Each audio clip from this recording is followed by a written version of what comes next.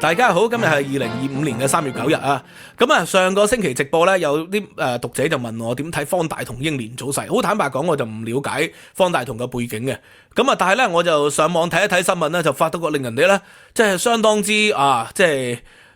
震驚啊。因為方大同呢，原來呢個名啊係叫大同。係因為咧佢個公公咧外公啊係大同教嘅信仰嘅人士嚟嘅，咁所以咧就將佢改名為大同。而大同教咧又叫巴哈姆伊教，係伊斯蘭教嘅一個異端分支嚟嘅。咁啊，方大同咧畢生咧係未食過肉㗎喎，佢嘅訪問報導嚇，因為咧父母都係茹素嘅，咁啊而外公又係巴哈姆伊教嘅追隨者啦嚇，咁所以咧你知道咧伊斯蘭教咧有一個特別嘅地方就係佢哋嘅仔女咧係冇得脫教嘅。即係你生咗出嚟咧，就係永遠都係伊斯蘭教徒咁你夫婦咧非教徒又不能結婚，咁所以伊斯蘭教徒咧喺過去人類嘅歷史啊，千幾年嚟咧就不斷咁開枝散葉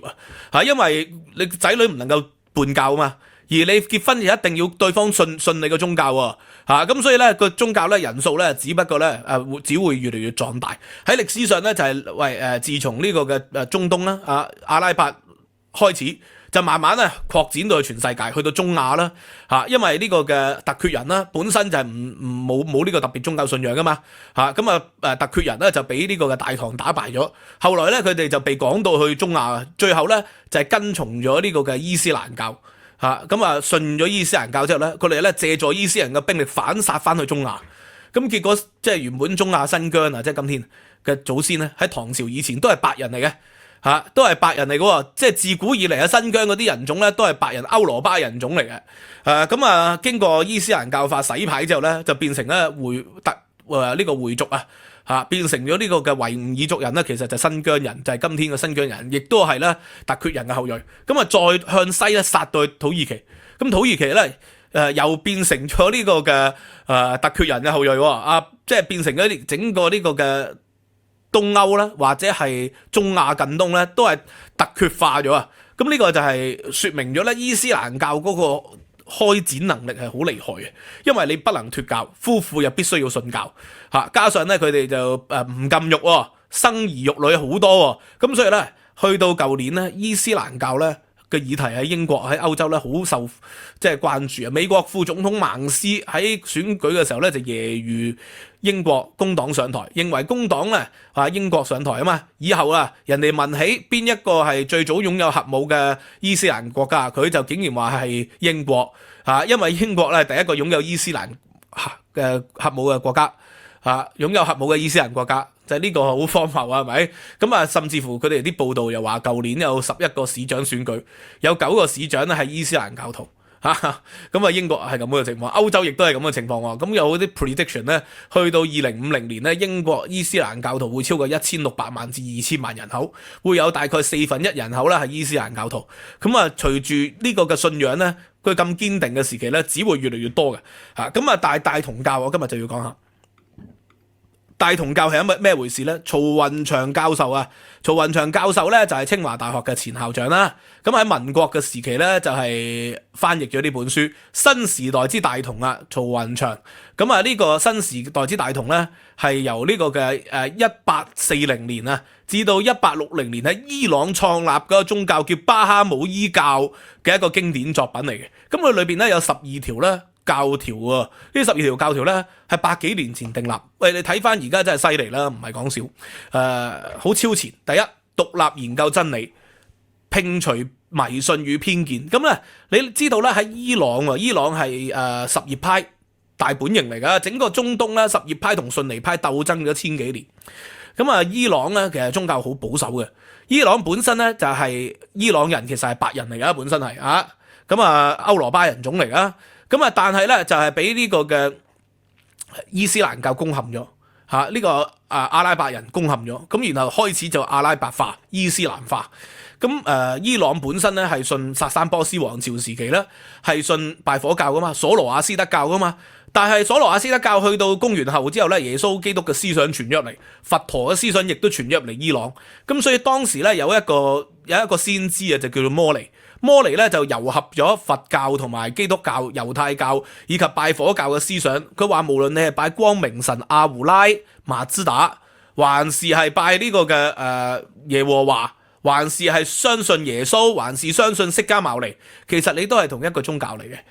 咁所以咧佢就糅合咗所有嘅宗教咧，演繹成為拜火教。咁去到咧上2個世紀啊，1840至1880咧，其實整個中東近東已經係定於一尊嘅啦嘛，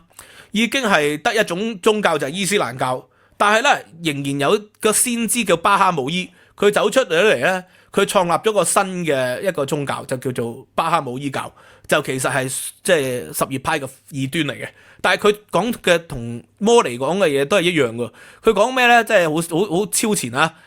要獨立研究真理，唔好有固定嘅宗教信仰嘅偏見嚇，要 open your mind，empty the water 嚇，要相信咧唔同嘅宗教咧，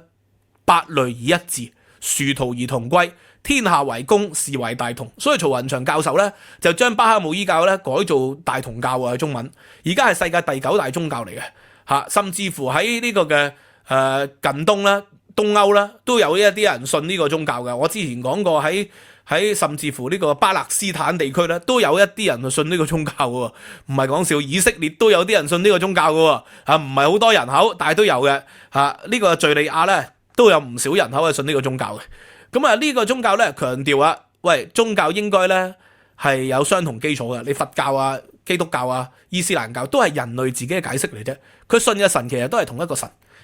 你唔好叫佢神啦，或者你叫佢真理啦，同一個真理嚟嘅。佛教相信嘅真理，同猶太教相信嘅真理，同基督教相信嘅真理，同伊斯蘭教相信真理係一樣嘅。只不過人類咧有野心、有慾望，人類有見解、有偏見、有業障，所以咧佢哋就演繹咗唔同嘅門派，所謂嘅互相貶斥對方為異端，咁咪變成咗有門戶之見咯。然後呢啲門戶殺戮咗幾千年喎，所以其實係無謂嘅。根據呢個巴哈姆伊嘅解釋咧，就係唔好有偏見啊！大家認同嘅嘢都係仁同愛咪得咯，和平咪得咯，係咪啊？第四啦，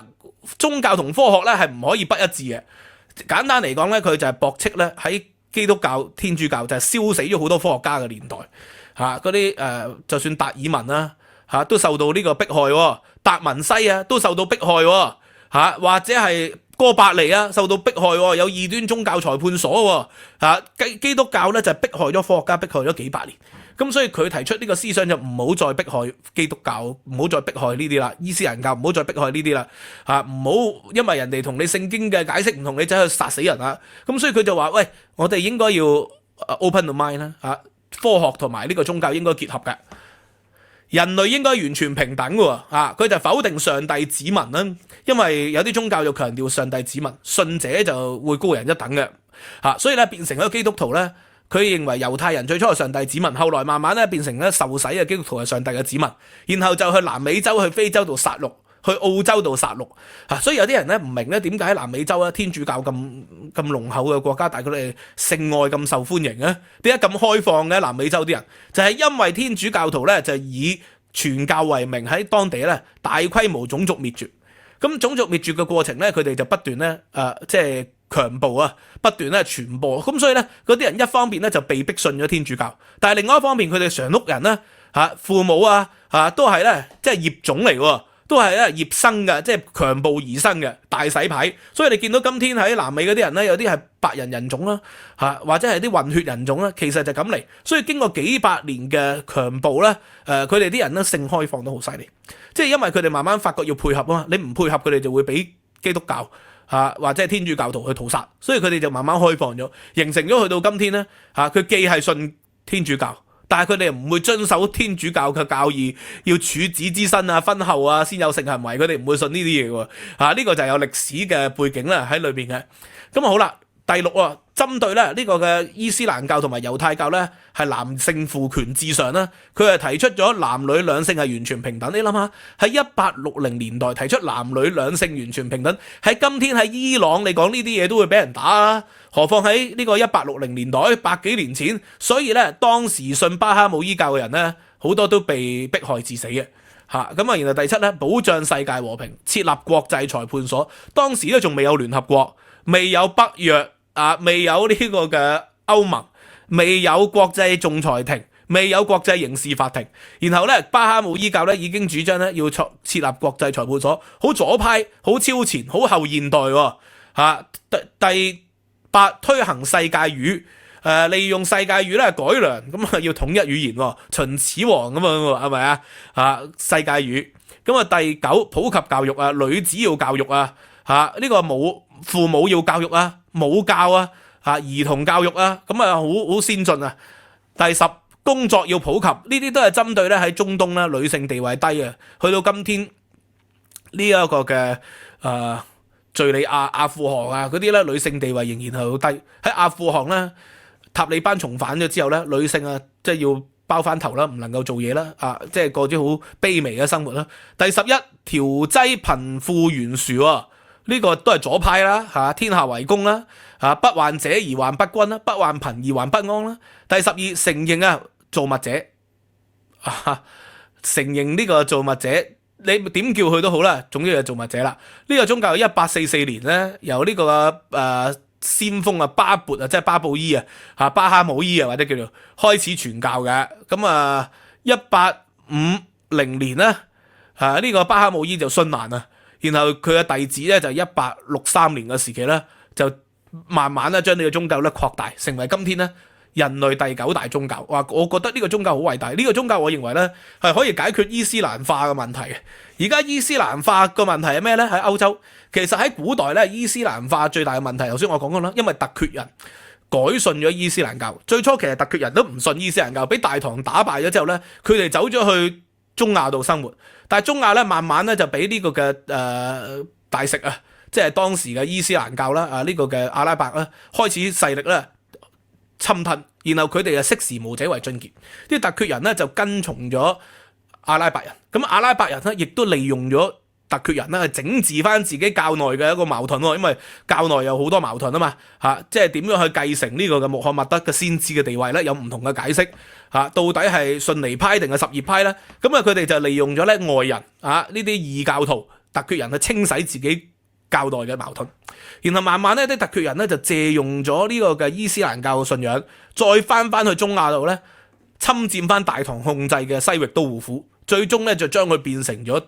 突厥化，不斷咁透過強暴啦，不斷咁透過咧種族嘅清洗啦，然後將呢個中亞咧由白人歐羅巴人種變成今天咧係呢個嘅土耳其突厥人種其實就係咁嘅歷史發展嚟喎。但係你留意土耳其咧或者突厥人種嘅伊斯蘭教徒咧，佢哋照飲酒嘅喎，同埋呢個嘅阿拉伯人咧係唔同嘅，阿拉伯人係唔飲酒嘅，就說明咗其實千幾年嚟咧嗰啲突厥人種嘅伊斯蘭教徒本身都唔係真正信伊斯蘭教嘅喺最初所以佢哋照飲酒，因為突厥人喺中國嘅北方大漠嗰啲草原就係飲酒飲馬奶酒為生啊嘛，你叫佢哋唔戒飲酒咁咪混吉啦，所以咧佢哋就用呢個方法不斷咁傳教，咁成為咗伊斯蘭教係世界第2大宗教啦。咁基督教一方面就透過強暴嘅方法喺南美洲傳教，伊斯蘭教透過強暴嘅方法咧就喺呢個嘅中亞近東呢個地方中東傳教，非洲傳教，北非度傳教，咁所以大家都係用呢啲方法去傳教噶啦，其實咁但係慢慢咧而家就即係世界就唔同咗啦，戰爭咧就規模比以往咧細咗好多。咁而家透過咩方法去傳教咧？而家透過移民啦，就因為咧喺10幾年前阿拉伯之春之後咧，好多難民湧入咗歐洲，人道主義啊嘛。咁所以喺2016年嘅時候咧，英國已經有4.1 million 伊斯蘭教徒。咁預計去到50年咧有13 million，呢個係17年嘅 prediction。個原因係咩咧？頭先我所講，因為伊斯蘭教徒咧好生育，佢哋係冇禁欲嘅。所以咧，佢哋不斷咁生育，而不斷喺過去10幾年移民入嚟英國嘅有近半都係伊斯蘭教徒、穆斯林嚟嘅，咁呢啲近半咧難民嚟嘅又有，合法申請嘅又有，尼日利亞嗰啲嚟讀書啦，好多都係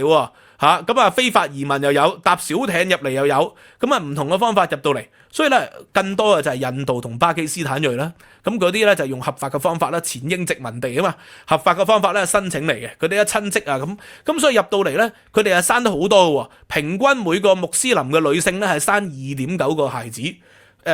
非伊斯蘭教徒嗰啲咧係生1個左右嘅咋，咁所以你喺咁嘅此消彼長底下咧，梗係會多好多啦。香港人係生0點幾個嘅咋，所以慢慢咧就會多咗好多。而家香港人移民咗嚟英國咧就多啲嘅，啲女性咧就會生多過留喺香港。咁但係你肯定係唔夠穆斯林生得快噶嘛，穆斯林係生2.9個喺英國。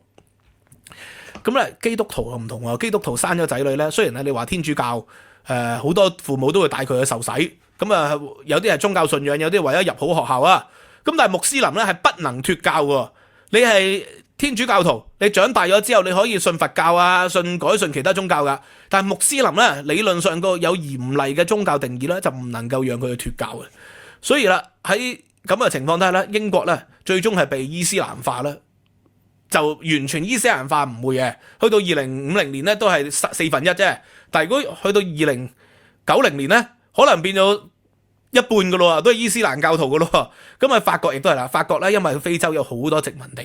咁嗰啲殖民地嗰啲人咧就嚟咗踢波啊，咁好勁啦，斯丹啊亨利啊咩查斯古特啊嗰啲好厲害啦咁但係咧慢慢咧佢而家咧即係整個巴黎咧。就變成咗都係越嚟越穆斯林噶啦，咁呢個好犀利嘅有好多地區咧係超過1成嘅人咧都係穆斯林教徒嚟嘅。2023年啊，穆斯林佔成年人口已經超過1成啦咁啊佢哋又係生得好多啦，咁啊加上咧佢哋嘅親戚佢哋嚟咗做嘢，佢哋嘅親戚咧又會繼續過嚟咁所以越嚟越犀利啦。咁但係法國咧。有嚴厲嘅世俗化嘅一啲規定嘅，譬如話公眾地方啊、戴頭巾有啲限制啊咁嘅情況，所以法國咧就冇英國咧咁多人戴頭巾喎，似乎係咪咁伊斯蘭教咧佢強迫信仰噶嘛，所以有91%嘅伊斯蘭教徒咧佢都會強迫咧佢嘅仔女去信仰嘅，有少數啊幾個 percent 咧就開放啲，因為父母都未必好信啊嘛，所以慢慢可以脫離翻伊斯蘭教徒，但係長遠嚟講都係好多。德國亦都係咁嘅情況。德國咧伊斯蘭教人口咧，亦都係有約接近1成嘅人口，因為咧默克爾時代有好多難民啊，係俾德國接納咗嘅。而佢哋咧好多嘅伊斯蘭教徒嘅女性咧，話因為難民地區啊嘛，走難出嚟嗰啲人咧喺敍利亞，我之前講過啦，敍利亞咧走難出嚟嗰啲人好多都係原教旨主義者反而世俗化嗰啲就留咗去敍利亞，原教旨主義者咧就被迫害啊嘛。就走咗出嚟，而佢哋咧就限制佢哋嘅女咧去讀書，所以變成咧德國咧即係呢個伊斯蘭教徒啊，同埋非伊斯蘭教徒咧個學術成績嘅差異好大。咁好多咧係伊斯蘭教徒就唔俾啲女去讀書，咁後來政府強迫佢去讀書啦，但係又唔會好俾佢哋咧投入學校嘅活動啊、課外活動啊嗰啲又唔俾嘅，所以佢哋嘅學術成績咧係遠遠咧比起非伊斯蘭教徒咧有大幅度嘅拋離。咁所以從呢啲數據去睇咧，你見到咧即係歐洲啊最終係被伊斯蘭化咧。如果你乜都唔做咧，係並非無中生有嘅一個做法。咁當然啦，阿曼斯佢講呢番說話咧，就俾英國工黨嘅攻擊為咩？係呢個種族主義或者係呢個嘅反伊斯蘭。反伊斯蘭當然係唔好啦，但係巴哈姆伊所講咧，反任何宗教，強迫人哋改信仰，好似中國咁捉晒啲人去即係呢個嘅再教育營啊，逼人哋放棄信仰，探佢哋嘅信仰。咁但係咁樣做一定人哋有反彈噶嘛。咁所以巴哈姆伊提出一個溫和嘅思想，讓宗教係中立化，唔好絕對相信自己宗教嘅真理。咁歐洲亦都係喎，歐洲咧你係有宗教自由噶嘛，你唔可以限制某個宗教唔俾佢傳教啊嘛。但係同樣道理，係咪應該歐洲人要立法唔可以強迫仔女係信教咧？即係你父母係咪冇權幫18歲以下嘅未成年人係接納宗教信仰咧？無論天主教定係伊斯蘭教定係任何宗教都係咧。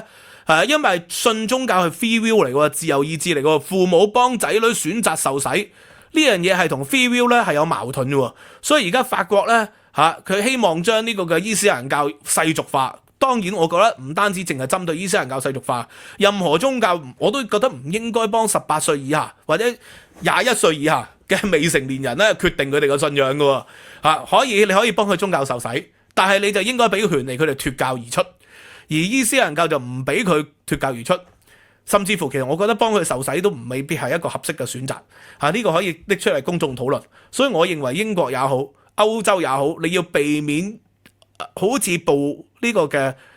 新疆嘅後塵。新疆就由白人啦，被伊斯蘭教化洗咗之後咧，去到宋朝由唐朝中葉呢個突厥人咧，翻去侵略咗呢個嘅西域都護府，去到宋朝。短短200年，整個中亞咧就洗牌，由白人人種啦，由亞利安人種啦，由呢個歐羅巴人種啦，完全變成突厥人種。所以今天你見唔到佢哋有痕跡係歐羅巴人種啊，其實係。但係你考翻嗰啲古墓出嚟咧，你見到西域都護府嗰啲人咧，佢哋都係以白人為主喎。咁就係時移世易就係咁解啦。而家就突厥化咗啊。咁同土耳其人咧其實分別唔大啊。整個近東中東就突厥化咗，就係因為伊斯蘭教信仰咧嗰種生育能力同埋嗰種征服能力啊係好強。古代就用征服，而家咧就係透過生育。慢慢將世界咧，最後都會變成伊斯蘭化。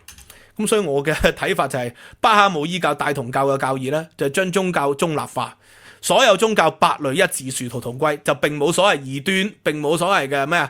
正統，去正統化。當然啦，如果有啲宗教主張嗰啲殺人放火啊、集體自盡啊嗰啲咧，嗰啲一定要嚴厲打擊啦。但唔係嘅，導人向善嘅宗教咧，就係好嘅宗教。能夠治愈人哋嘅心靈嘅宗教就好嘅宗教。唔好相信自己掌握到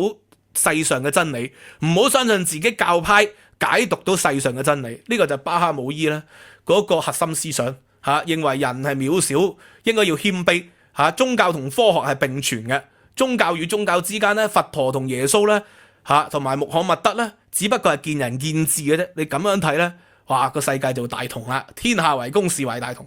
所以借方大同先生嘅新聞咧，就可以介紹到呢個中國傳入嚟叫大同教、巴哈姆伊教嘅思想，我認為可以係救治今天歐洲宗教撕裂咧一個良方嚟嘅。咁大家不妨可以參考下啦。今日講到呢度，希望大家喜歡啦。我今日嘅文字檔參考資料會放喺 Patreon。如果大家有興趣咧，可以支持獨家課堂都係 Patreon 已經上載啦，15美元一個月咧就可以無限重溫嘅知識有教年費訂閱而家仲有 discount 添。多謝，拜拜。